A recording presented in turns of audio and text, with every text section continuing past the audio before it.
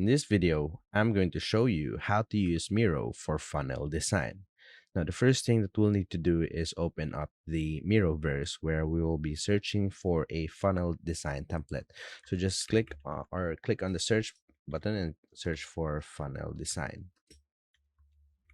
Now, once you've searched for funnel design, you will choose what design that you want to use. So, for example, I'll be using this marketing funnel right here, which is quite simple. Now here you will see the design which is loaded. So as you can see here, you will see the awareness, the interest, consideration, the action, and the decision. You can utilize this chart to visualize the marketing funnel and plot what stages of the funnel your marketing efforts are or aren't nurturing. So you can just edit it however you want. You can edit the marketing side right here and the prospect journey.